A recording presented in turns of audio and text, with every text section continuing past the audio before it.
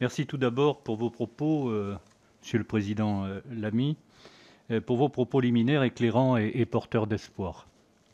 J'avais suivi avec attention la 3e édition de votre Forum pour la paix en novembre dernier, et j'avais notamment noté comment vous poussiez l'idée que la pandémie mondiale de Covid-19 était une occasion de promouvoir la collaboration et le multilatéralisme. Je me permets d'ailleurs un parallèle avec les travaux que j'ai conduits avec Frédéric Petit sur les conséquences géopolitiques du changement climatique.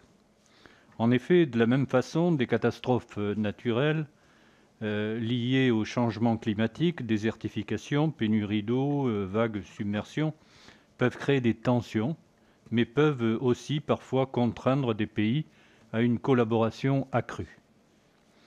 Vous avez évoqué le projet COVAX visant à garantir que les vaccins soient mis à disposition des personnes les plus exposées et à prévenir toute frénésie de nationalisme vaccinal, au moment où certains pays, et je pense notamment à Israël, commencent à voir les premiers effets de la vaccination dans la moindre circulation du virus, je souhaiterais savoir ce que vous pensez des réussites et des manques éventuels de cette collaboration mondiale contre la Covid-19. Merci.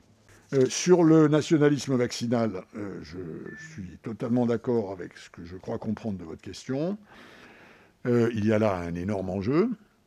Nous sommes menacés, le monde est menacé dans les mois qui viennent, d'une sorte d'apartheid vaccinal. Le nombre de doses de vaccins qui doit être livré à l'Afrique entre maintenant et la fin juin, c'est 10 millions de doses. C'est-à-dire quelque chose d'infime par rapport aux besoins, même si les besoins sanitaires ne sont pas tout à fait du même ordre que dans des populations beaucoup plus âgées ou vivantes à l'intérieur. Ne serait-ce que la protection des soignants de première ligne sur le continent africain, qui, je le rappelle, est à peu près à 1 milliard d'habitants, c'est 10 fois ou 15 fois ce qui, pour l'instant, est disponible. Et donc, nous avons là un problème considérable. Il faut, et je ne vais pas rentrer dans le détail, faute de temps, il y a tout un tas de mesures à prendre, et notamment, il faut trouver des modalités de partage, pas seulement de surplus qui apparaîtront à la fin de l'année ou l'année prochaine, mais d'une partie de ce qui, aujourd'hui, est disponible dans les pays développés, qui, comme vous le savez, ont tous surcouvert en préachat leurs besoins. Dans les pays développés, en gros, on est entre 2, 2,5 ou 5 fois le nombre de doses dont nous savons que nous aurons besoin. Encore une fois, le problème n'étant pas, de ce point de vue-là, de la commande, mais de la production, comme nous le savons.